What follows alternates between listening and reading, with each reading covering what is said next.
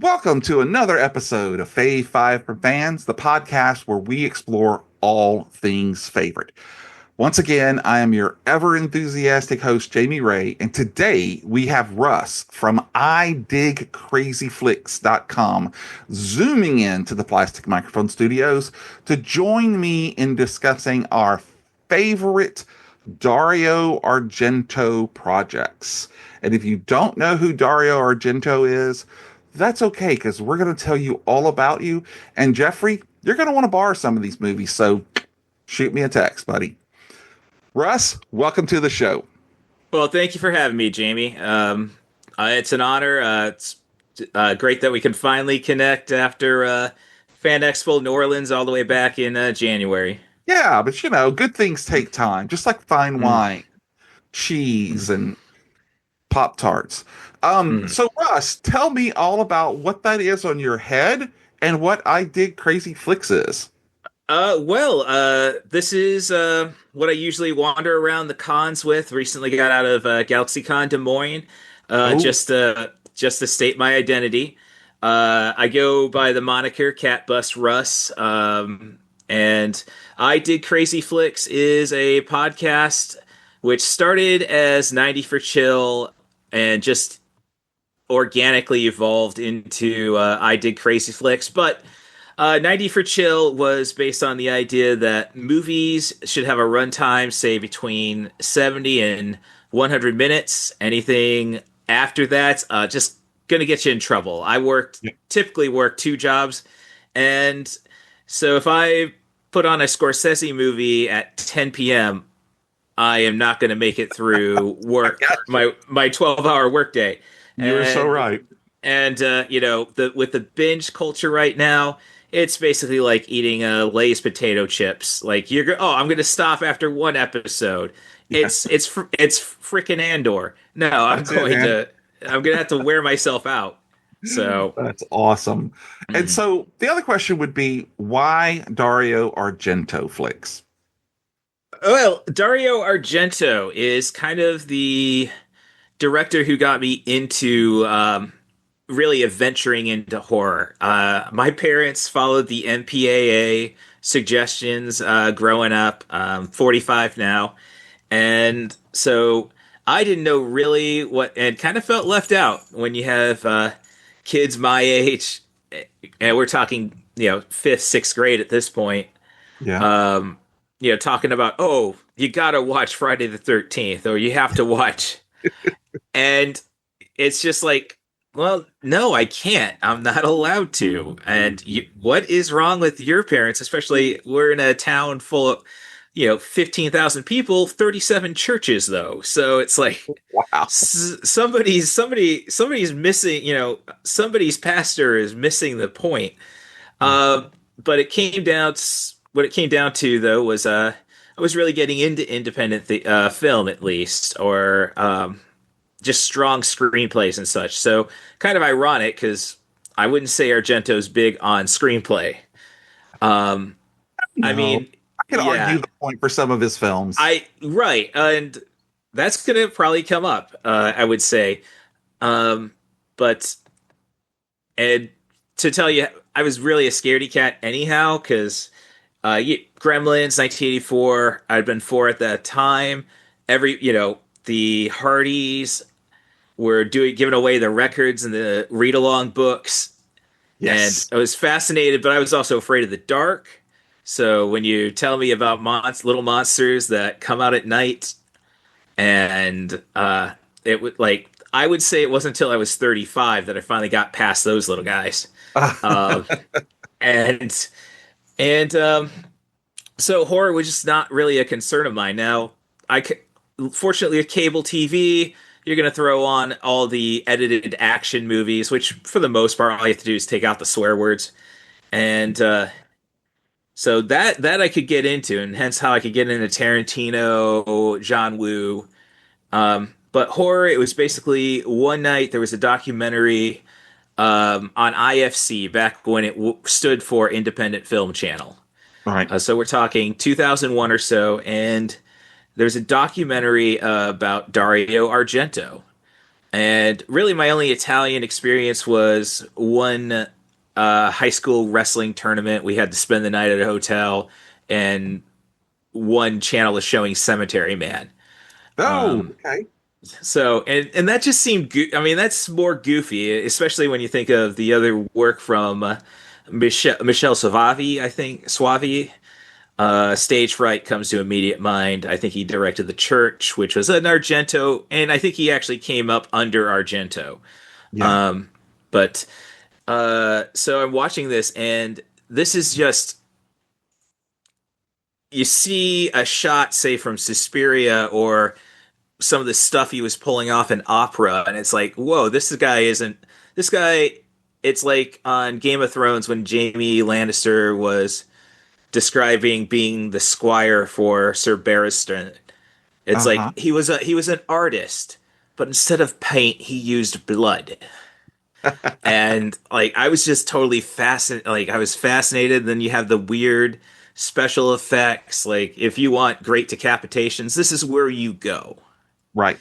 And then yeah, just started diving into horror then. And then by that point, Saw was coming up, and uh, not a big torture. Well, I'm probably a bigger torture porn fan than most. I would say like, oh, let me see what this Saw knockoff does. Right. Um, but just the idea of those traps and such, and what they're going to do, and what's it going to look like. That just kind of like I'm just. It's kind of like the movie Ginger Snaps, where the girls are giving away their class project, which is just them showing off a slideshow of them making horrible death pictures. So Yeah. Yeah. so that's how I got into Argento, and that's really led me into a fascination with horror. Well, awesome. Well, it's a great way to start off. Mm. I too was introduced to it at an early age, but for me, it's always been the mix of visuals and the audio, the sounds that he Oh, creates, and the sounds that he brings in, like with Goblin and hmm Ennio Morricone. Um, yeah. Emerson, Lake, and Palmer. uh-huh. Yeah, Yeah. hmm so and there's a great many movies that we're going to be able to pick from. And hmm specifically, we picked projects because he's been a writer, he's been a director, he's been a producer, he's been all over the place. And so some of these are going to come up because of his writing skills, hmm his directing skills, his ability to make a beautiful daughter. Well, any one of those things. Yeah. So I think if you're ready, I'm ready to go ahead because this has actually been one of the probably the first 10 lists that I ever made when I started the show 6 years ago. Mm. So I've been waiting for the right person to come All along, right. and that's going to be you. Mm-hmm. So to start off with, we're going to do honorable mentions, and if you've ever seen the show before, that means that you get two. You heard me, Mark. Two honorable mentions that couldn't quite get into your Fave Five list, or maybe they were just so memorable that you have to bring it up. And so I tasked you with your list, and I understand you have two honorable mentions. Mm-hmm. All right, well, Uh, go ahead and give them to me. well, my first one, it really only did half the work on, but of course, it led me to further appreciate George Romero. And like, I didn't have my filmography immediately pulled off, so forgive me if I mess the title up. You know what it is because I know you had the disc early while we were setting this up. I know. Two Evil Eyes. That's it. Two He evil does. eyes. Yes, a modern ode to Edgar Allan Poe. Uh, his story, and I got to hear in that documentary they were talking about how creeped out Harvey Keitel was Oh yeah, during the it's filming so of that. good. Yeah. But like it's like, no, I can't be in the same room with the fake head of mine. Was a stipulation. It'd just be way too weird. Uh, it's a take on the Black Cat, and you even get some elements thrown in there from other Poe. It's not. It definitely is not near his strongest work by any stretch. This is when he was briefly living in the States, I believe, and they were shooting these things up in Minnesota, which we might get into a little later. Um, but the entire idea, Harvey Keitel is off the wall. This is before his renaissance. Um, so This was 1990. yeah, so Reservoir Dogs is the next year, then Bad Lieutenant and Pulp Fiction and Copland. I mean, it looks like he can't miss now, Right. but it's yeah, it took he took it hard when Scorsese switched over to De Niro instead of making him the guy. Yeah. Yeah. But it's the craziness as being CatBusRuss, the craziness of just the cat story, and I always kind of get creeped out now when I see. I mean, I love the furball. I embrace him after Okay, whoa! I don't need that little marking on your Yeah. on your chest. Like, okay, And no all the one. babies. All the Oh, babies. that's Oh, yeah. But it's um, so ridiculous what our character does to try hiding what he's done, huh? and then it's his arrogance that ends up undoing him. Yeah, it So, really does. That's mhm. such a great pick because you know that I have it. And as a matter of fact, we have a match. All right. It is also one of my honorable mentions. Mhm. And everything you just said was it was perfect. So this was actually directed by Argento, and it follows Rod Usher, which we know is another nod to Poe, a crime scene photographer who becomes increasingly obsessed with documenting violence and death through his camera. So this is where we're kind of talking about how he takes the rough part of the Black Cat story and just expounds on it. Mhm. And his relationship with his girlfriend Annabelle, I'm surprised it wasn't Annalise. Let Or well, what was her name? I don't know. Poe had another poem I about mean, the Raven, it's Lenore, but Eleanor. Yeah, that's another one. yes. But she gets a black cat, and like you said, it has that white marking on it. Mm. And just as the cat seems to get involved in his work, he just spirals all the way down. And very true to Poe, ends up killing her and walling her away behind a bookshelf, and ends up putting the cat in there too by mistake. And so you've got that little element too of the telltale heart, where when the cops Mhm. show up, um, he's getting more and more frantic, hoping they don't hear something. And it's a really really good showing of Poe's work through someone else's eyes, and in this case, two evil eyes. Mm. But I love it, and I do have to give a special shout out to the first section that was actually Yes. directed by George Romero with the future ex Mrs. James Ray, Adriana Barbeau, telling the facts in the case of M. Valdemar, which is just one of my absolute favorite stories. Mm. And she is just so wicked in that movie, and also later becomes so vulnerable in it. It's a great watch. I have the old Blue Underground DVD version of it. You get a whole extra disc with interviews with George and Dario. And it's just some great stuff. So Mm. excellent choice, sir. Excellent Oh, choice. well, thank you. Thank you.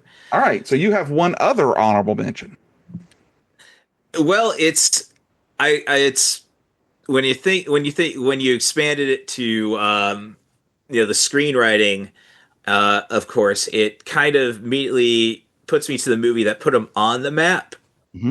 Because this was which is ironic because he was like, he would even write, and he was a film critic first. Hmm. And he would even write in his film critics criticism how he's not really overly concerned about story dialogue. Right. He's a visual guy, but the first movie he wrote on, I believe, or at least the one that broke him out, was Once Upon a Time in the West, directed by Sergio Leone, starring um, Charles Bronson and Peter Fonda, and this is probably one of the most memorable Peter Fonda roles. Oh, Um, don't forget Claudia Cardinale. Oh, yes. oof. So you get your, you basically get his take on the man with no name in Bronson's harmonica, Hmm. and again, just Peter Fonda, he was the Tom Hanks of uh until Tom, basically when was there a quickening involved? Because when Peter Fonda passed, Tom Hanks became America's dad. So There you go. Yeah, no, and that is, if I'm not mistaken, where the foundation with Morricone was first, set I because it's a Sergio directing, but is this the one where, because Salvatore Argento, Dario's father, worked mm, on some of these? I'm not sure if it was this one or not. I think Marconi goes all the way back to the original Man with No Name trilogy, Yeah. which came before this. That's what made Clint Eastwood more than just. I think it was Gunsmoke was the show Eastwood was on, because they couldn't actually release those movies in the States until his run on Oh, other. really? Yeah, Okay. so it's very much like if you've seen Tarantino's Once Upon a Time in Hollywood. Oh, yeah. There's the opening discussion between DiCaprio as our aging star and his agent, played by Al Pacino, and Pacino's just basically saying, "Oh, you're gonna have to go to Italy to go Yeah. and because what are you gonna do? You're now guest star on FBI. Well, Yeah. where do you go from guest star? Where are you gonna go from here?" Got to go to Italy. Yes, Or and a little, if he waited 5 years, he could end up go to the Philippines with Roger Corman. Either one. well, yeah. Well, I mean, well, not a lot of people really recovered. I mean, got to stardom via Corman. Well, they Uh, stepped on Corman. I mean, you've got Sylvester Stallone. You've got, so many. you can start with Corman. Yeah. You can't Don't end with go. Corman. Yeah. You can't go to Corman. Yeah. Like, no. Death Race 2000. I mean, Well, if we the had no gal. Death Race 2000, we wouldn't have Rocky. I mean, because he Right. took that check. Stallone took that check and put it into him making Rocky. So Right. So. thank you, Raj. Mhm. Oh yeah, Roger. We got a little crazy at the end with CGI, but pick your monsters. But Yeah, but he's the kind of guy I actually have done a whole show. He, mm, he used everything that was available to him on the cheap throughout his entire career. So of course he was going to jump onto cheap CGI there at the end. I mean, yeah, Sharktopus versus Mega Octa something, I don't know, Octogenarian. Mega. I think it was Mega. Well, Mega Croc versus Sharktopus, something There like you go. that. There's some great ones. I mean, if you're Right. going to put Tiffany and Debbie Gibson. Debbie Gibson together on screen together. I mean, come on, take my money, take my Mm, money. Oh, well, those are two very great picks. mm. Wide ranging. I like those. So we've already talked about mine, which was Two Evil Eyes. I have one other honorable mention, which is called Phenomena, or here Oh, it's called Creepers from 1985. Yeah. honorable. Like, that's. Again, that's what I love about this show. We're going to be all over the place because of why we like them. Mm, Uh, I really enjoy this film, but I feel like there's like two or three different stories going on at the same time, even though it's just the one. mm. And it's got everything. I mean, it's got friggin' Donald Pleasance in it. It's got a young Jennifer Connelly and probably one of her, if it wasn't her first role, but one of her very early roles. And it's got an It's incredible Goblin soundtrack. Oh, never mind the the heavy metal needle drops in there. Yeah, true. Motorhead, Iron Maiden. Um, and you gotta appreciate any time he actually let Daria Nikolai. Um, it's never been clear if they were actually married. The mother of Ozia. Right. Um, uh, as but whenever, and I don't know. Now that I think about it, that's basically his passive aggressive abuse towards her. Is basically any time he What? cast her in a film. Yes. But it was one of those movies because a lot of his stuff was either going to be horror or it was going to be suspense or it was going to be thriller. And this was one of those perfect mixes where he took all three of those and then threw a copious amount of bugs along with it. And Mm. it was a really, really good kind of mystery too. But sometimes I don't necessarily like my mysteries where in the third act it's kind of uncovered where, oh, here's this character. Oh, and by the way, it's them. That's just been Yeah. a flaw of giallo in general, and Yeah. phenomenon's not a giallo because of No. the supernatural elements. But like I had recently concluded Argento's most recent movie, and I thought it was like, hey, the guy still has it, just needs Uh-huh. a. But I'm Was waiting that for the Dark red. Glasses? Yes, Okay. yes, it's a Shutter exclusive, Yeah. Yeah. and it's really weird watching a Argento movie fully in Italian Yeah. Yeah. because of the how Italians directed their films for the most part. To get that international flair, they would go and basically shoot silently. No sound on set. Everything is added afterwards. Right. So then the actors are Eh, takes a I'm sorry, but to so put a fine point on it, when we say no sound, it's no sound is being recorded. But yes. you've got these three actors over here talking in Italian. You got this guy over here in Portuguese, and then you got this girl over here who's American speaking English, and they're all Mm, talking at the same time, but none of it's being recorded, and nobody knows what the other one is saying except what's on the script. right. So, and that's definitely how Leone did it with the Men with No Name trilogy. Hmm. Hmm. So, Yeah. and Now I've started Dark Glasses, but I'll be completely honest with you. I just never have gone back to finish it. It's on my list. So it does well, not go into that category of the five movies that I walked away from. This one I just kind of put away for a little while. it's yeah, and it's it's just a very straightforward, as I say, you don't have a red herring like they tend to offer. Like, Mhm. yeah, pretty sure I know this guy is it. Yes. Um, so, and wouldn't you know it, Act Act Two concludes with it being official. Yeah. Yeah. Well, that's good. And like I said, there's a reason that it's honorable for me. Definitely had to be on the list. And I'm going to tell you right now, there's probably a movie that everybody thinks is going to be on my list that is not. And when we get to that is brought up, I'm going to tell you why.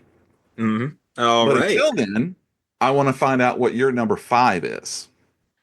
Well, I would say my number five is opera.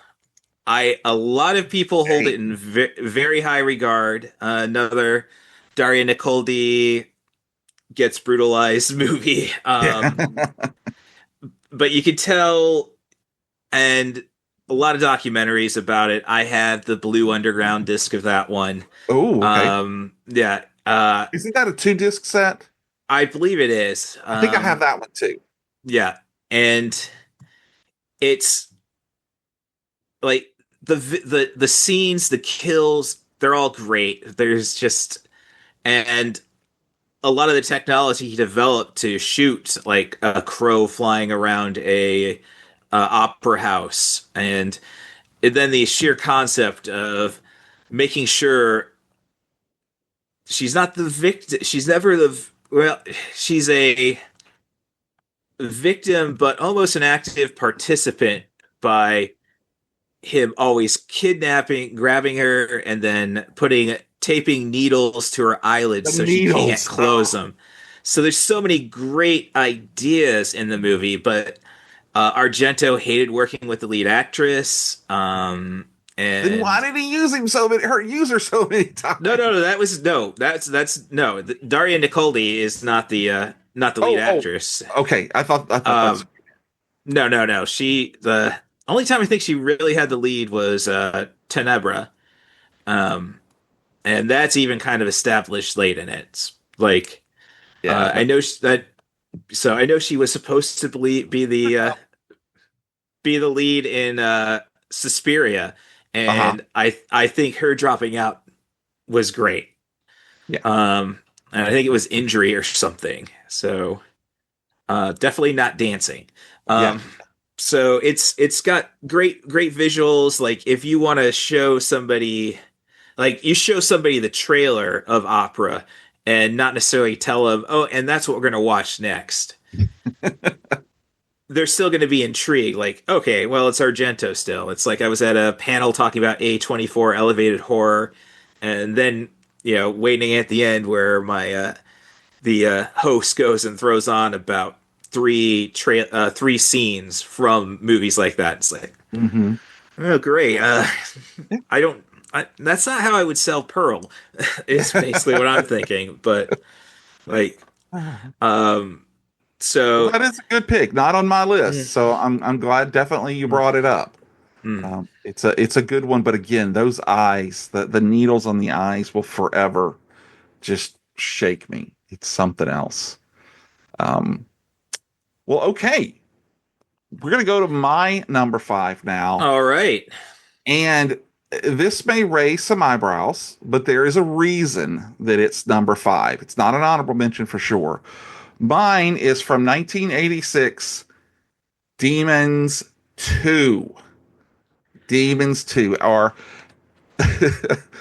this movie is it's got everything. It's got Argento, it's got Bava, it's got uh dog demons. It's Mm. got again another awesome soundtrack. And I really love the way that, for me at least, watching it, it's never truly established in my mind. Is it a sequel to Demons? Is it happening in the same universe as Demons, or is Mm. it, like in an alternate reality next to it? Kind of But like Evil Dead versus Evil Dead 2. Eh, exactly, yes. exactly. I really enjoy it. It is definitely one of those movies that I can just throw on and just Mm. let roll. So many times you've got the same actors from Mm. Demons 2, kind of like Return of the Living Dead and Return of the Living Dead 2. So it's really kind of cool to see them playing uh, other roles again, but kind of in the same scenario. Hmm. Um, this is just I absolutely love it. I don't ever really go into the 4K realm. I don't have the hardware to play it, but this is a movie that when it came out, um, Arrow had Demons and Demons 2 release at the same time in Blu-ray, and this is just the disc as well. It came out with a book and a poster and Mm. everything, and so they're such fun, especially the dog demon. I mean, come on, you know. I I see. I haven't gotten the Demons 2 yet. I have discussed Demons on the podcast before, Yeah, but and that was a brief episode. Well, it wasn't a brief episode. That was a long one because that was still back when it was 90 for chill exclusively, and it's like, well, if you want to talk about The Exorcist, we have to comprise uh, marathons of movies that qualify, and then we'll talk about The Exorcist. So it got 15 20 minutes on the show at least. The sound, and it was one of those like something that's always on the last drive in on Shutter. Easy episode to find there. Um, but yeah, it's a and again, the church was supposed to be Demons 3 is Yeah. and again the director Michel Salvi, uh not one of the languages I studied. um he ended up being the director of that one. And Lamberto Bava was good, but definitely not Mario. Yeah. Yeah. So but yeah, I'm very much I've been looking forward to watching Demons 2 and then The Church. And yeah, it's definitely just it's when you think about Argento, he never goes off the wall under his own as an auteur. Uh-huh. The closest thing you get to that would be Phenomenon, Yeah. uh, because of how wild that gets. And I guess you could say in the future, Mother of Tears, but it's just so much like, yeah, I'm not going to do zombies. I think he, Yeah. I think he, I think he never really got over the fact that I think Romero accepted all the help from Argento for Dawn of the Dead, but didn't really care for the cut of Dawn of the Dead that he let Argento release in Europe, Yeah. which is the original Zombie, and then Lucio Fulci took it over, created a franchise out. It was Zombie 2, or Three, in America four, 3, 4, 5. five, I and think they got the 17 5. and 18. I think they only lasted as long as he was breathing. So Yeah. Yeah, no, I think you're onto something there. I mm, really do. And I did find it interesting for them to work again together on Two Evil Eyes. So mm, I don't think that feelings were too hurt, that relationship no. was too broken. But yeah, Mm, it must have stung to see Fulci take it and run with it. mm. So no, I'm with you. I'm with you. So definitely give it Well, a watch. yeah. Oh, it's definitely on the queue. I mean, hell, I know it's on the queue. I can, We'll as I bump it was, up just for me. all right. All right. So now we're going to bounce back then and find out what your number four is. Well, my number 4 is probably Tenebra. Oh, So it's constantly on the Shutter live feed. So uh-huh.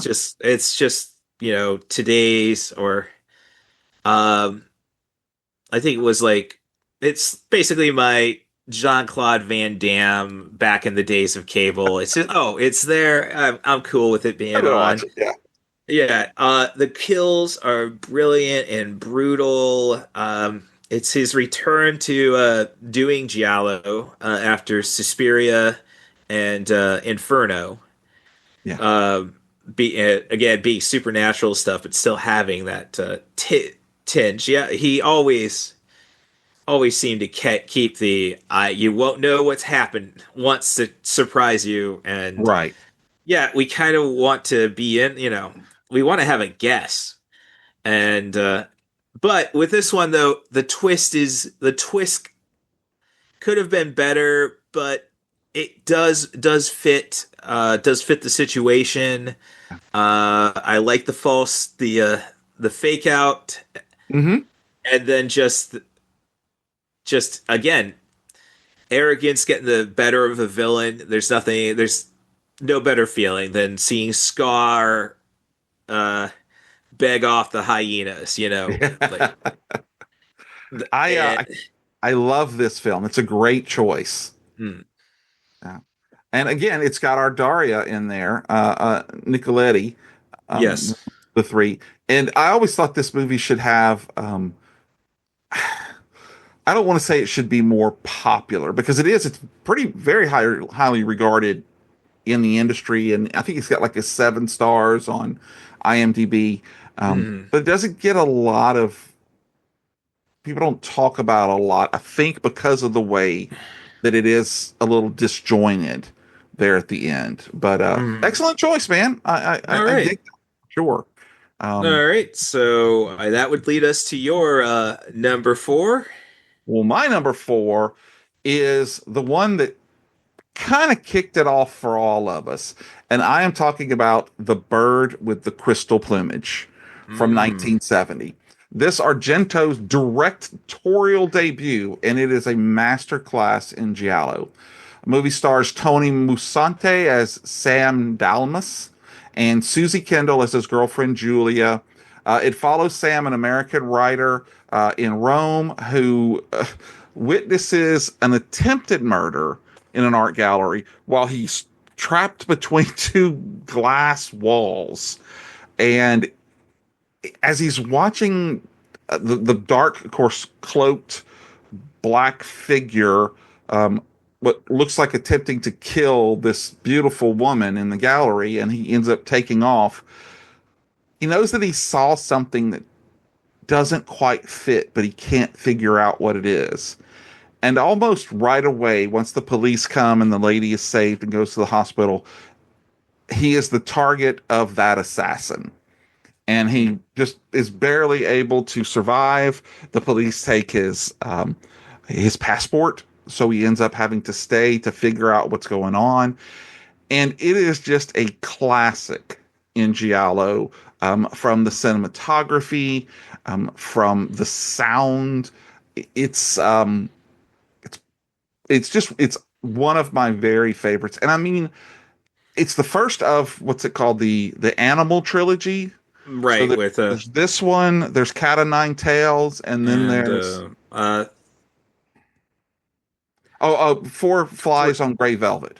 uh I thought it was three, but Yeah, I think it's three. I think it's the three of those. Um, well, I'm saying I think it was the Three Flies on three Velvet. flies cat nine, nope, four, no, you're right, sorry. Okay, Only so it's good to talk about number four at number, the four at number four. the three at number four on the list of five. Yeah. But it's just a fun movie, and I love the way that the title is tied in, because you're like, what the hell is a bird with a crystal plumage, and what does it have to do with this killer? And at first you're trying to figure out, oh, well, it has something to do with art, or it has something to Mhm. do. No, it doesn't have anything of that to do with it. And the fact that he dropped this little nugget at the very beginning of the film, that Sam was there to write a book about birds, Mhm. and the way it all ties into the end, I just thought was just, it was brilliantly crafted. And it is one of the ones I have bought all of the movies except for Phenomena from Arrow Video, Mhm. and I think they have wonderful Blu-ray editions with all kinds of stories. You've got different uh, interviews and commentaries, and so they'll have a sale once a year where everything's 50% off. So I ended up, and I've ended up buying most of mine. I'm not a snob, but I've ended up buying Mhm. most of mine from the UK. Mhm. And I have an all-region player that allows me to play it. So anyway, enjoy them. It's a lot of fun. Bird with the Crystal Plumage, my number four. And that's been that has been a blind spot of mine. Oh yeah, I haven't gotten to the uh because I like, and it's a silly reason. Like it's basically like PG is I mean, what is like this, and I've seen shots again. I've seen many a documentary, and it really, at least stateside, it really, I know this feature, the going back to that documentary on IFC, uh, the lead actor was telling, what, got that in the books, and then, oh no, I need you to come over here, yeah, and he leads him to it's really just the rap party, but he makes it look like, oh my god, did Argento go and take, has the artist been conquered by his visions? Is this going, essentially yeah. what Tenebra is? Oh, And okay. well, no, just creeped Just a him out. party. Surprise, yeah, just a party. Um, so, and I think the Birth of Crystal Plumage is on Shutter right now. It's either that or Cat Nine Tails. They have one of them. Um, I'm I don't really know because I watch so many of mine. I love physical media, so a lot of oh, times I won't even look to see streaming. Um, but oh, I know they have several of them. I bet you anything it is this one and not Cat of Nine Tails because I remember looking for it one time. But stuff comes and goes, so check it out. It's right. worth buying or renting. All every one of the ones that are going to be on my list, I would suggest for someone Mhm. to watch. Oh, well, I mean, Criterion Channel. That Mm. is just a nice way to get into everything, which kind of goes back to Bird of the Crystal Plumage. It's like, Torso is about the same time. Like, I mean, again, it's like, come Torso. on, come on, Dario, go nuts. You could definitely Yeah. do better. You would definitely do better than Torso. Yeah. Yeah. I mean, and I know Torso has its fans, but it's that's basically it. Would you say it has Crawls. a body of fans? Hmm. Sorry. No, I said it, I laid it out there. Yep. Yep. Yep. All So, right. Well, let's take that bad joke and move to your number three. all right. My number three. I think I got to go into the. It's a tough one because now I think, oh, great, I may have wasted the honorable mention. But I I'm gonna go with Inferno, the second of the Hey. Three Mothers trilogy.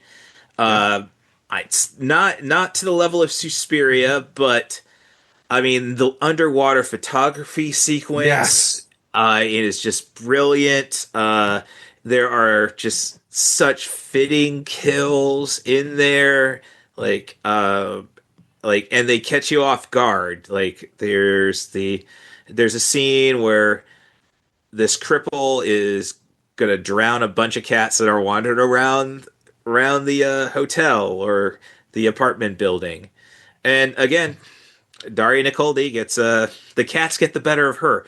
Yes. Um, but then again, you suddenly just like, oh, I think they got the job done, and then no, Dario has to go and get his hands in there because Dario and I think Tarantino took it from him. Um, no, if the killer's not going to be seen, if it's just his hands, they're going to be my hands. Yeah. Like you go to easiest example in Tarantino would be Inglorious Bastards when the actress gets the double agent for the bastards gets strangled to death. Yeah. That's Tarantino doing the actual act and not Christoph Waltz. Yeah. So it's just so much. It's not. The story is decent, and but it's just like it's so much like. And I saw a movie back in the what would be considered torture porn called Train with Thora Birch, and there's just scenes like, well, that was pretty nasty. I mean, and then they go and they immediately do something to top it like instantaneously, like Yeah. somebody's getting mauled by a rat, so you think that's their conclusion? No, that's not. Nope. So avoiding spoilers, it's just, and I think it's the first one with the windowsill. Wasn't a windowsill kill where broken glass is used Yeah. to kill somebody, and then it does a great rug pull. Like, whoa, the protagonist is gone moment. Uh, it definitely like, and you are kind of lost, but in a sense, it's kind of nightmare logic that's going on there. And I mean, I'm a big Phantasm, probably one of my favorite horror movies, and that is like no, that's like going through a nightmare, and I think that's what Yeah. I. And then uh, the ELP score on that is a nice little change from Goblin. Yeah. Yeah. And it fits a lot too. But the use of the primary colors in that movie is Mm-hmm. really fantastic. I mean, the blue, the red, the yellow, and then sometimes the green. Well, Um, it comes it just makes sure you know this is a sequel to Suspiria yeah. because I mean you want to talk about I think it was Panavision or whatever the color was going to actually be put away, that brand. And Uh-huh. Argento, no, I need every possible reel Like to all the make this reels. work. Yeah, so Yeah, that was kind of like me when Knott's Berry stopped making the boysenberry spread. I mm, bought every ball I could. Yeah. Um, this is the one I'm looking at some pictures right now to kind of refresh my memory. This is the one that has Anya Peroni in it. yeah, Um, you know, mm, beautiful, beautiful woman. But she was in, she was in House by the Cemetery. I remember that, but I also saw her. Oh, she's in Tenebrae, isn't she? yes, Yes, she's I yes, believe she's the catalyst. I mean yeah, the trauma of our yeah, murder, our killer. yeah. She's got these piercing eyes. It's Oh yeah, I don't know. yeah. No, that's a great one. Again, I'm digging this because it's not on Mm. my list either.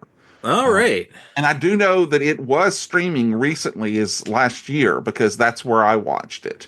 Okay. I tried to go back and do it. I don't want to talk about the church too much in case it's on your Mm. list, but It. Yeah. yeah, it's a hard movie for me to watch. Mm. And but I do dig Inferno. Mm. All right, good pick for Oh, your number three. all right. And now I guess that leads to your number three. Yes, it does, and we've Mm. already discussed it, and I'm going to go into a little bit more detail because it is Mm. also Tenebrae. All right. I, this is such a cool, stylized movie. I think the tagline for this movie should have been "Art Kills," but Mm. it's again, it's one of those movies where there are so many red herrings in it as to who's really the killer. Did we see what we think we just saw, or did it happen a slightly different way? And he uses that to kind of go a little bit back and forth in time. Um, there are several people that fall under the killer's, I don't know what, razor blade or Mm. hatchet or whatnot. And so you keep wondering who it really is. And then when you get to the end, it's like you said, oh, we've got our killer. We know what happened. Yank! And Mm. takes everything away from us and just puts it on its end. And again, a really good thriller, a really good who done it, but it would have been very, very hard to have figured it out by the time you Mm. got there. So, and of course, the use of red in this movie is just amazing. Oh. I mean, you can't, the blood, everybody, and I don't know about you, but when I was getting into these films, I always thought that giallo meant red, which was for Oh, the okay. color of the blood, you know? And it wasn't until a little while later, after when I started reading about it, that I realized Mm. that it's actually yellow, and it's based on the pulp magazines that some of these early films were based off of. Um, Well, you see, I had the advantage of going into seeing the documentary about Argento before okay, going into it. Um, so yeah, I obviously got to pick up on all the little details of what giallo was or right. is, and See, I um, was managing a video store in like 88, 89, 90, and that time period where a lot of this stuff was making it to the States mm, and didn't have all of the things like we have now to look them up. right. I tell the story about we used to have what we called the video gypsy. And it was this guy who drove an extended van with no windows on it. It was all white. And he would pull up, I don't know, every 2 or 3 weeks and he'd back up before we'd open and he'd open up all the doors and it was just videotapes everywhere. And Ah, so it came down to I got to pick a lot of the horror stuff. So it was really about what did the spines look like to grab my attention, to reach in and pull it and look it up.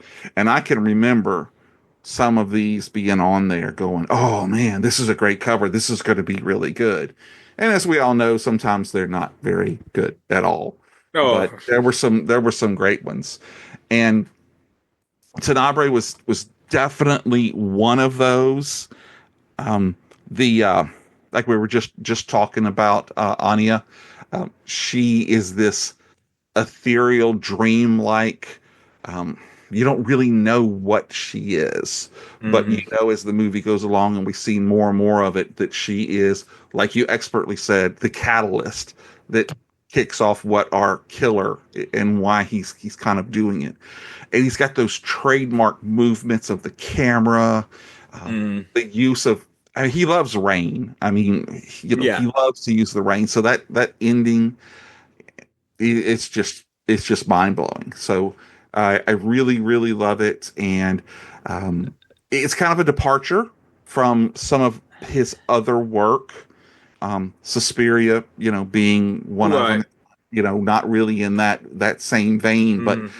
that's one of the reasons why I like his work is because it can go and be so different and yet so enjoyable. Hmm. So, all right, well that's my number three that was also on your list. So, Yeah. all right, well we're gonna stop right here and we're gonna Mhm. take a little break and have you tell us all about the world of Russ. All right. So, didn't know if that was a literal break or the. I mean, if you Uh, need the number one, you can, raise your no, no, hand. no, no. I'm all right there. Uh, so, um, Russ Stevens. I'm from originally from Morton, Illinois, a suburb of Peoria. Now, kind of now I live out in Champaign, Urbana, the University of Illinois. It's only about an 80-minute drive, 80 miles back from home, so I can still keep pretty good track of the family. But I like the joke that after my little sister had her second kid, it's like, yeah, no, I'm gonna put nine, and I like the joke saying, I just don't like kids, and that's not true. I'm more envious of kids, if anything. Yeah. Like, the only reason I'd have kids is so I'd have somebody that I could open up my toys with. Yeah, it's cool it's cool for the collecting, but they are toys. Right. So I went to junior college at Illinois Central College, in Peoria, and went for computer programming. It's ironic I ended up in Champaign, Urbana because I applied there. That was the only school I applied for. I went and said, no, being the good son, if I don't get there, I'll just work my way up. And turned out U of I was right in their decision. And Uh-huh. like, I just think public university, come on, give me a chance. But so I didn't know what to do with myself. After that, it's like, well, let's go to another thing you love. So I spent a good decade in professional wrestling. Oh, okay. So eventually ended up finding a trainer. I did it, and it's really tough because there's wrestling about everywhere, but it's all usually weekend warrior type stuff. Yeah. And like I was wanted to get into it. Basically, I graduated with my general ed associates and a web design certificate under the promise that my parents would pay for wrestling school, No. and they eventually did, but they were really doing their best. Like, oh, he'll give it up before then. Yeah. Uh, yeah, life happens though, and maybe I was growing up overly protected by my parents, and took a lot of stories. People say, "Oh, you should write a book." It's like, well, I don't have any fame to me, like so. So that was so eventually when I flaked out of that, I had my best friend was going to finally go back to school, and I decided to go back to school because they were offering a screenwriting class at ICC. They were planning to offer it, I should say. No, but not enough people enrolled, so I I went to school another 3 years hoping to take that class, and that's where I kind of got the artist bug in a sense that I know more than the instructors. They just don't get it. Like, so uh, ended up writing a screenplay about my not well, I was writing screenplays about my professional wrestling experiences, but then in fictionalized, of course, and then I saw a we had a briefly had an independent theater in Peoria, and they had a monthly B movie double feature, Oh, and saying B is a overstatement. This is Z budget, no budget movies. And okay. I dropped everything I was writing, and I was probably going for second, third drafts by that point, and like, no, I can go and let's get my name out there. I'm gonna go and write a Z movie comedy, pro Yeah. wrestling zombies, and I have all my friends in the wrestling business, like all my weekend warrior buddies that, yeah, I may have gave the I'm too good for this attitude towards, unfortunately. And so that never happened. And, you know, was working in hotels for a while, moved out here because by that point, everybody else is growing up. I'm 35. They're starting families, raising kids, and you know, all my friends are now, I'm either tipping them because they're bartenders or tipping them because they're strippers. Moved down here and had a good relationship with for a while. Just didn't work out in the end, and went. But I was listening to a lot of podcasts, and and eventually came up with the idea that I don't think anybody was doing. So 90 for Chill was created, Yeah. and been doing this for the last going on six going well. This is year 5, Oh, and wow. yeah, so first successful New Year's resolution, honestly. Yeah. Uh, and the I Did Crazy Flicks evolved from that just because I was having a conversation, and it's a podcast. It goes off on tangents. And somehow we were talking with a good friend of mine, frequent guest on the show, Andrew Teedy, Couchman Bakes on TikTok, how pro wrestling stuff, how we both own the same CM Punk t shirt, which said, I did crazy chicks. Oh, that's a I finished. great. I finished the conversation, and then we finished the podcast, and I send him a text. For marketing sake, do I have to, or do I, or should I just focus on that as the name of the show? Yeah. And that's how we are here. I do drop episodes every. Well, schedules can get a little weird. I'll acknowledge that, but it's usually because I'm adjusting for something big. Like Wednesday morning is when episodes tend to drop. But like last week, being at GalaxyCon Des Moines, I figured, well, I'm gonna be doing bonus episodes there. So Yeah. after each day, so I'll bump it to Tuesday. So if you ever see an episode come up early, that's because I'm planning on something big. But Oh, okay. All right. so Well, awesome. and yep, I record all the panels I'm on at cons. So it's been a real easy year, at least watching movies wise. Oh, Yeah. And okay. that's kind of where we kind of met, was because you came to one of the panels that I was doing at in New Orleans at Fan hmm Expo, right? Right. Well, I met you at your table Yeah. that day. I had done my panel with my friends from the NOLA film scene podcast, TJ and Plato, and of course we got booked at 7 p.m. on Friday, Oh, okay. and you were probably watching the Back to the Future um, panel from your table. Yeah. You could hear a lot. Yeah, so yeah, we didn't draw a single person except for one of the wives, and Yeah, I've had that happen to me before too. But yeah, we do it but because we love it, not because we're right. making gobs of money.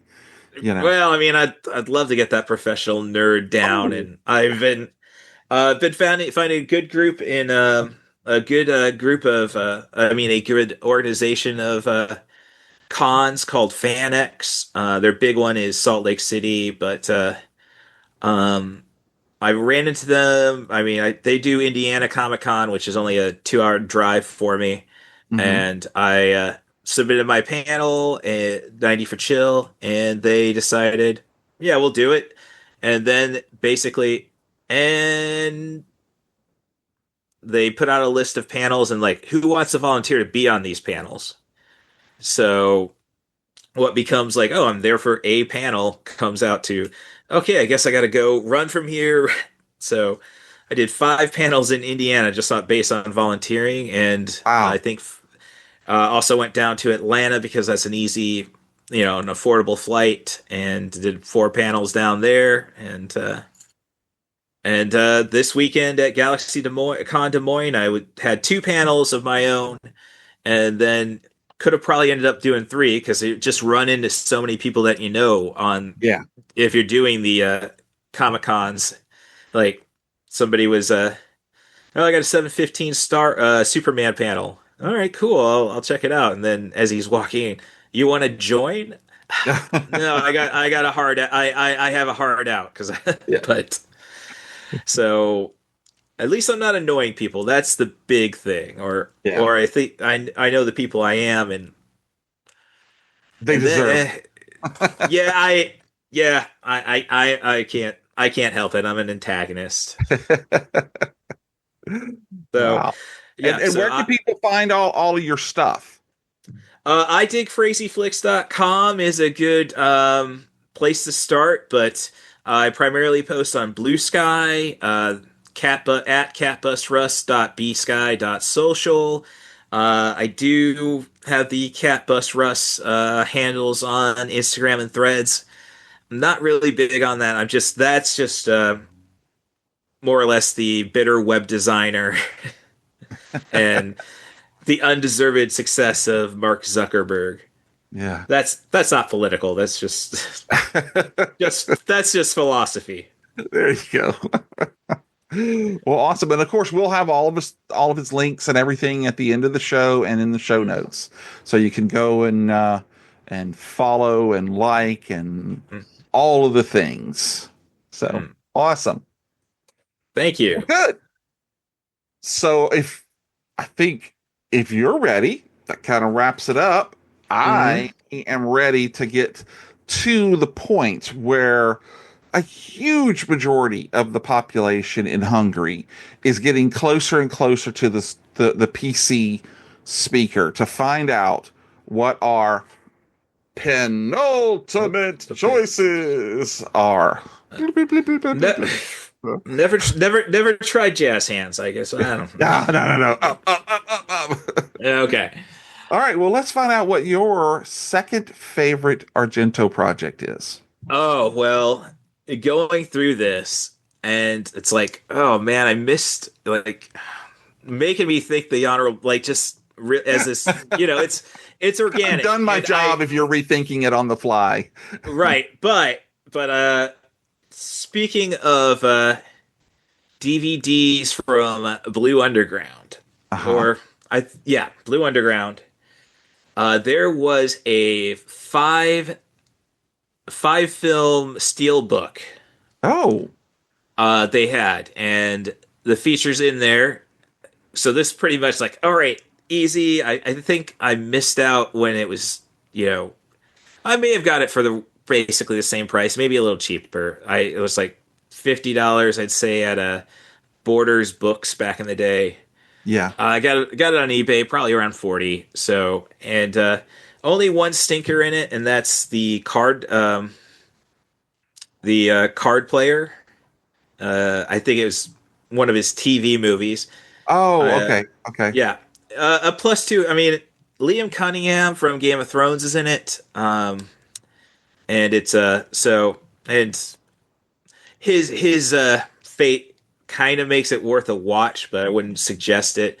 And there was another TV movie he did, which really uh, kind of biting me not mentioning it, and that was Do You Like Hitchcock?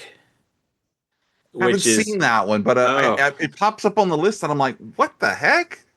yeah, and it's just another take on basically giving an excuse to pay homage to the master, and Uh-huh. it's just it's another Rear Window take. Yeah. Okay. And so there's that, and Tenebra was in it. I mean, that's the art on it, the woman getting with the slit throat, and I guess it may have only been four because I can't think of what the what the fifth would be, and that would bring but the fourth and my it's the one I it might it's tough to not to deny it. It's a favorite spot, but it's definitely not the one I go back to the most. Okay. And it is Phenomenon. I All right. Okay. oh, and no, I just thought of it. It's Trauma. That was the other movie Oh, in okay. the and that's and I like Trauma. That's the first time you really get to see our Asia Argent? Yeah. uh, uh get to get to really test her um skills. And I mean, you got Brad Dourif in it. Yeah. It's like Hyper I Lori? yes, brilliant decapitations is what I will say about that movie. Um, and but if you want, really out there shock endings, something better than a kid accidentally activating an automatic garrote wire. It is Phenomenon. The story of Jennifer Connelly as I believe, the daughter of a famous actor sent to a boarding school in Germany, and she can communicate with bugs. And there's a serial killer killing the students of the Like boarding school? boarding Yeah. school. Yep, and that's where we come to Donald Pleasance, who's a crippled entomologist, but he's got a helper chimpanzee, and just getting lost after sleepwalking, another element of Jennifer Connelly's issues. Mm-hmm. They meet, and knowing how to being able to control bugs is going to prove useful, it seems, because when you know he's got a Carcophagus uh, bug, and that will send a director to the dead bodies. Right. So, okay, yeah, so Like it always happens. right. So, I mean, so many happy coincidences, and never mind, the girls at the school are all creeped out of her, just creeped out because of her. Uh-huh. Little creepers, and Well, she was kind of, she was a little creepy. oh, you see, I guess it's an all girls boarding school is the issue. Like that is definitely never mind. It's Jennifer Connelly, but Right.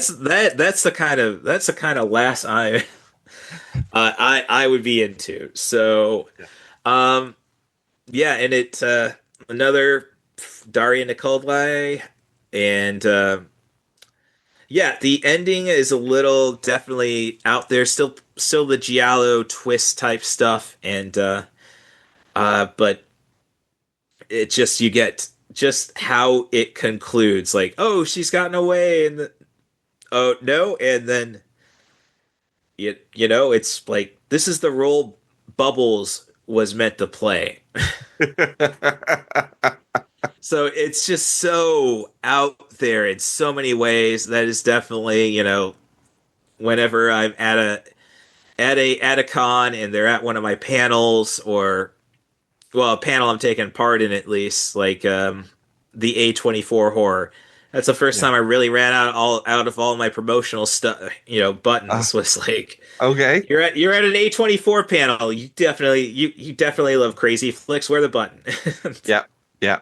And So, that scene where she falls into the oh, the yuck water. I mean, yeah, ugh, that it just had seven shades of poltergeist to it, but just so much worse. You know. yes, Oh. But no, and like you said, Conley was great in it. mm, You could really see what a good actress she would become. one of the reasons it wasn't as high on my list is just it goes into this weird white light, you know, Beyonce hair moments a couple of times in the movie, and you're like, what what is causing this, you know? But I mean, overall, it's a great film with lots of insects. Yes. Yeah. Yeah, it's again the metal soundtrack. It's uh like yeah, and just the when you bring up the white light moment, so that's more stuff that intrigues me. Like he went there, Yeah. damn. Yeah. Like you know, this is it isn't, pardon the pun, it isn't a bug, it's a feature. I So, was looking real quick to see how old she was in this movie. oh, so I Uh, think 15, maybe 15. 14. Wow. I think 19. I think she was. I think she was 16 or 17 when Labyrinth came out a year later, and I Okay. think she probably actually worked on Labyrinth before this. Wow. Um, it's a definitely a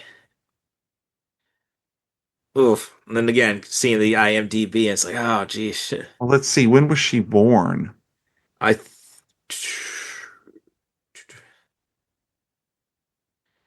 Oh, was born in. There we go. Click. Come on, interwebs.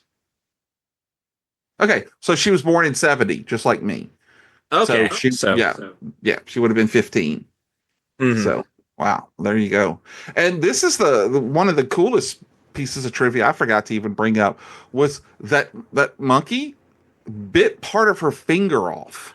I did know that, but Yes. And she yeah, had to go that. back and they had to go back and reattach. They took it to the hospital and reattach it and stuff. Oh yeah, she does not like that monkey. Mm-mm. No, no, no. All right. Well, that is an excellent, excellent choice, sir. Good, good, good job. All right. But Well, hmm, you ready? Ready? I'm ready. Yep. Okay. My second favorite, my penultimate Dario Argento film is again directed by Argento, and it's the second film in the Animal trilogy. Oh, and it was Four Flies of Grave, and I'm Mm. talking about Cat o' Nine Tails. Now, there's a lot of people who maybe don't get this movie.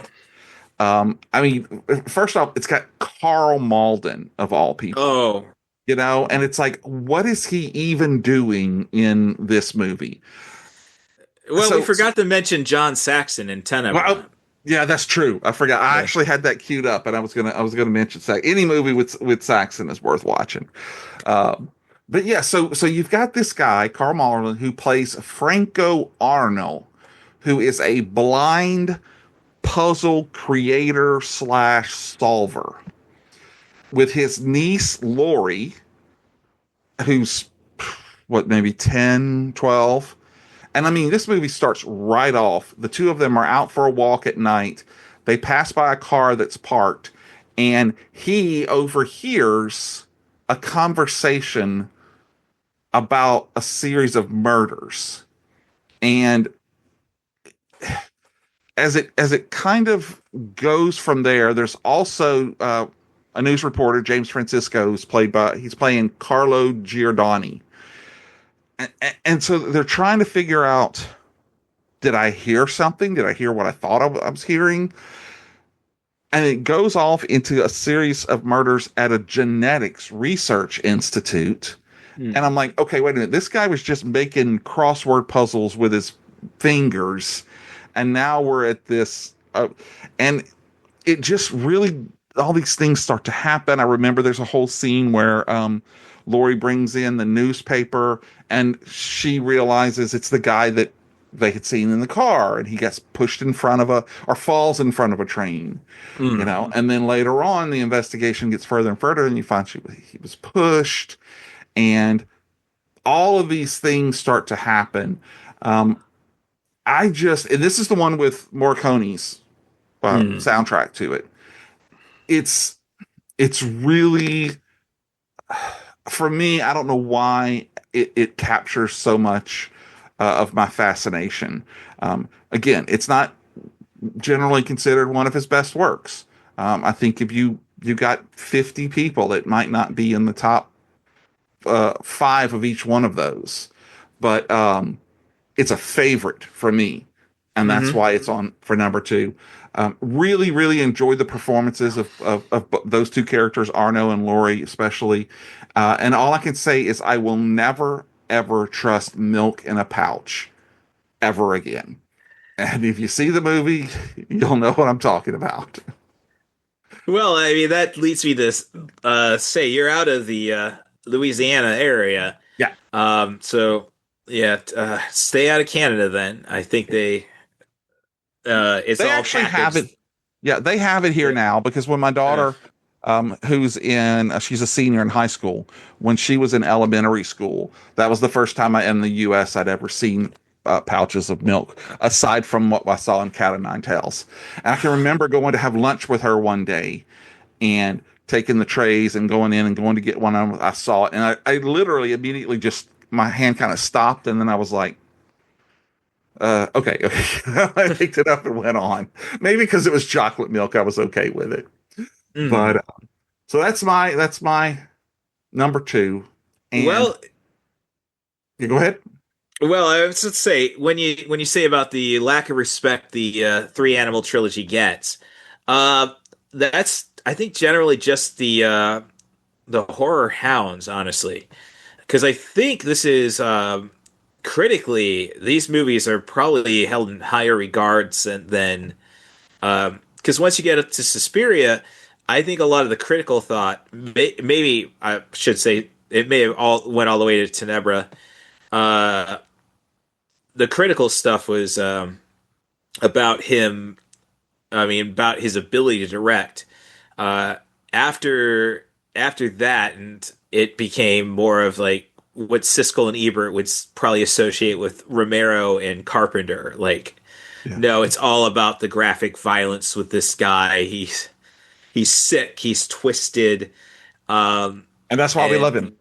right. Well, yes, but I'm just saying that that is why people go towards the later stuff Yes. and ignore the subtlety, which got him to the plate. Got him basically. If it wasn't for the three animal trilogy, he would never get a chance to get like if he didn't prove he was a competent and uh, brilliant director to start. There's no way you're getting the barbed wire room scene. There's no way you're getting a decapitation via elevator. Uh, Yeah. so Yeah. doing my best to hold off on the announcement, but I think that's your cue. Yeah. Well, I mean, again, you got to look that this was his second film. Hmm. Really as a director, getting it under his belt. I I just feel I don't know how to put it into words, but just the relationship of Carl Malden and this little girl, All right. and the way that she was his eyes, and not to give too much away, but she gets kidnapped near the end of the film, and he is almost helpless. He can't find her. He can't go after her. It just kept me on the edge of my seat, and That's thought it was just a really, really, really well done movie. And that whole scene when him and James Franco are in the Francisco are in the crypt, mm. and he can't get out. It's, I don't know, all that stuff just sticks in my head, and it's just one of Well, the is this one. which basically says, maybe you don't need to finish Dark Glasses. I'm like for me, like, oh, if I would have seen Cat and Nine Tails before Dark Glasses, it's like there, yeah, you're setting yourself up for disappointment. Like, Yeah. I like to see the guy work. It's like when Oh, I did too. I went to see Eric Clapton with my parents, gosh, close to 20 years ago now. And he's just going riffing, doing blues stuff, and my mom is pissed that he's not playing the hits, and it's like that's not the no. You're here to see this guy shine, and yeah, I'll say that because then it's like Yeah. nope, nope, don't want to get into the person Eric Clapton. Yeah. Um, so that's yeah, so like I'm just saying a hooker is not going to be as talented as a puzzle maker, regardless of the little child guiding them. Yeah. Okay.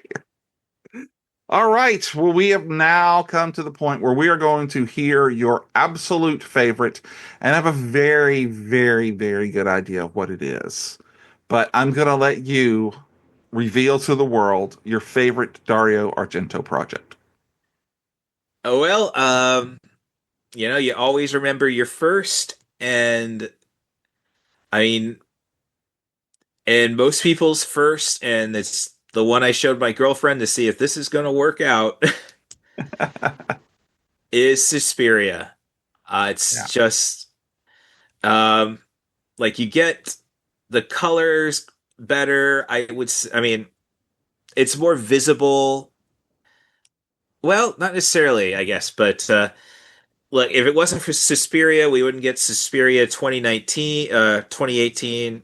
And regardless of how pretentious some people might think a 2 hour runtime, 2.5 hour runtime is for a remake, more of a reimagining. But now we're just, if it wasn't for that, could after Dracula 3D, Hey, now. could Hey. no, I'm saying, after Dracula 3D nearly destroyed him, career wise, I should say, because he was close to 70 when he made that one, and I'm just saying it's like if it wasn't for the legacy of Suspiria and the remake, I don't know if we would have gotten around to see him still work with Dark Glasses. It's a story of a American going to a dance studio in Germany, and little do we know that it might be ran by a coven of witches. Could be. Might could be. I mean, uh, not that she immediately picks up on it, but there ends up being one night maggots are coming from the ceiling, I hate when that and happens. yeah, and another night. I mean, when she gets there, she gets to hear about a double murder, which you do get to see, and but brilliant use of sound. And as I say, it's easier to visualize Inferno, but you just the sheer oversaturation Hmm. it's of the primary colors, and the sense that this is a Snow White tale in a Yeah. sense. Um, it's just so beautiful. The acting is uh very Jessica Harper is excellent. Um, and when you see the remake, you can see the inspiration. Like again, how do you get 2.5 hours out of this movie? Get out of that concept, and the director shows like it goes back to a rule I had on 90 for when it comes to 90 for chill as a concept. Like John Wick is an hour 40 without credits. Okay. I think it's even an hour, maybe an hour 35 without credits. But it's like I love that. Great, awesome. And then I hear, oh, okay, John Wick Chapter 2, 2 hours 5 minutes. Yeah. You know what? Chad Stahelski has earned it. Keanu's earned it. It was awesome. So, Chapter 3, 2 hours, 15 minutes. I'll give him another 10. Hmm. All right, Mark, you bringing back Mark Dacascos? Like, yeah. All right, I'm ready for Chapter 4. 2 hours, 45 minutes. I'm not denying that you give me Donnie Yen, and I do uh, miss the intermission though. I s that is something. Whenever I approach like a stranger at a con and like, oh, cool cosplay. Well, Yeah. you like Alien. Well, that's a real out there flick. I'm sure you would like this podcast and chat with him. And then, yeah, why can't we get the Ben Hur intermission? It's like, Exactly. I mean, I would not have never have made it through Seven Samurais if it wasn't for the Criterion disc. Yeah. And here's the intermission. Yeah. It's Like, it's a lost art, yeah. And I think a thing though, and when I say, I've emphasized 90 for chill as a concept more for the home viewing, because if I'm going to the movie theater, It's uh, experience. Yeah. yes. So just wish there were more things to want to go and see see as an experience, I suppose, right now. Yeah. Yeah. Um, but just the and this is the classic Argento giving you like double take traps, like um the scene where her Jessica Harper's roommate is being chased and she thinks she's gotten away and just falls into a pit of barbed wire. Yeah. It's like it's just so brutal, and it's not overly gory. I mean, if you want overly gory Argento, you conclude the trilogy with Mother of Tears, Yeah. um, Which I've seen which once, and I don't think I ever need to see that one again. Mhm. again, it's for me, it's just like, well, it's interesting. Yeah. I think we could hold off. Oh, you're going there now? Hmm. Okay, like we're going. As long as you're going to top yourself with your Yeah. disturbing stuff, I guess I'm intrigued. Yeah. Um, and like the color, the narrative, it almost has a video game. Like the only thing I got fault for it is like it has like a modern video game feel with a quick time event to conclude the feature. Yeah. Like you have Mother Suspiria finally appear, sort of, and then like the chalk outline like really suddenly appears, and I guess I gotta. It's, that's a little silly. Like that's almost not knowing how you really wanted to end the movie type moment. But Yeah. So we call that the uh, Stephen King moment. oh yeah, So that you ready for leads my us to absolute favorite?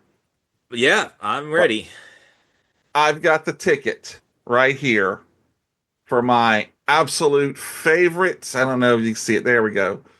It is it's a admit one to the Metropole where we can see demons.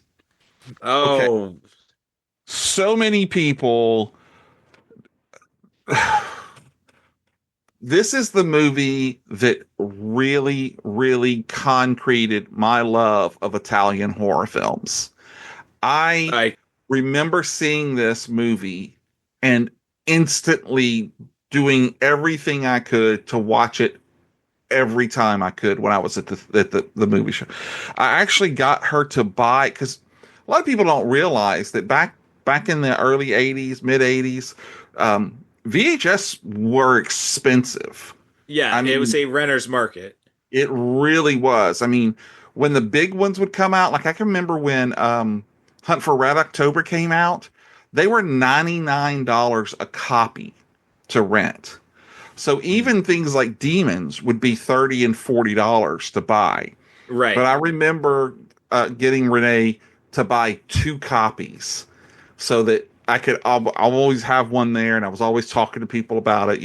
There may have been a little black market dub copy of it floating around that I would watch Hmm. when the other two were checked out. But I watched this movie over and over and over again. And if you're not familiar with it, again, it is directed by Lamberto Bava and produced by Argento.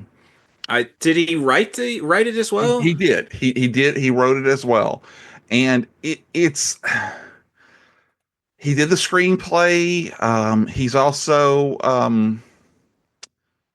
think he worked on some of the sound for this one. I Hmm. could be wrong, but This one has a great soundtrack. I mean, Oh you've got, yes. oh man, you got so many rock and heavy metal guys on this.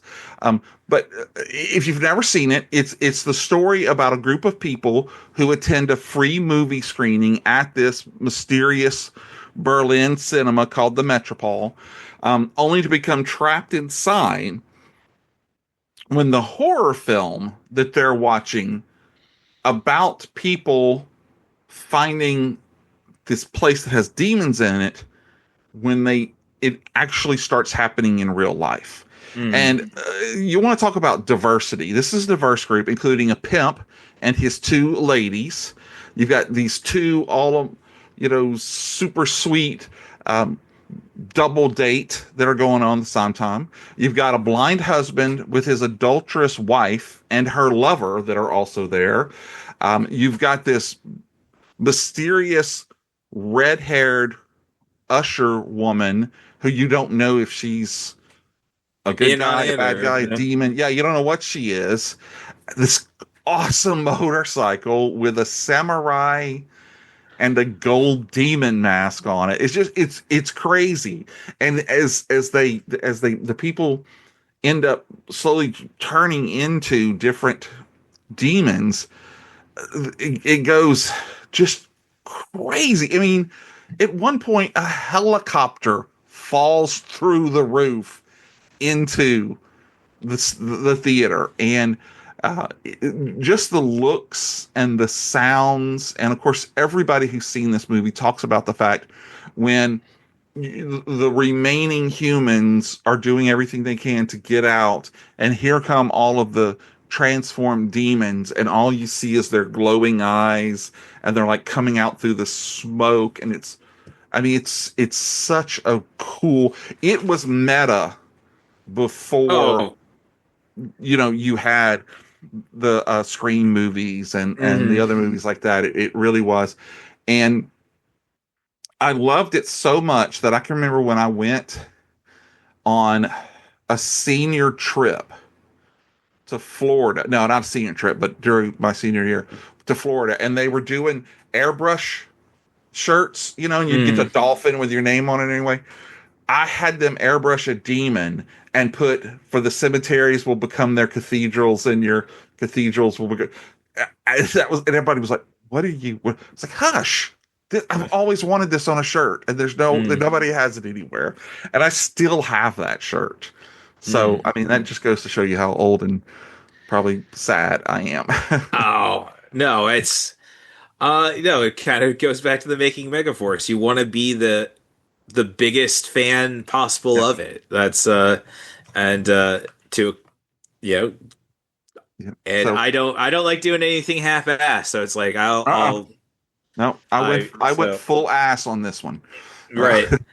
So Demons is I mean, and then you have the punks like Mhm. just somehow really kind of accidentally up in there, Yeah, and it's a just like it's a when you say everything you love about Italian horror, yes, it's just yeah, like Argento as a auteur is is rather restrained, all things considered. Like it yeah. has to make sense, and this like no, this is a there's a YouTube channel I watch called the Bad Movie Bible, Okay. and they did an episode about Evil Dead um, inspired films, and this is Okay. sort of in that vein, just people becoming demons, and how are you going to get out of this? Is anybody safe?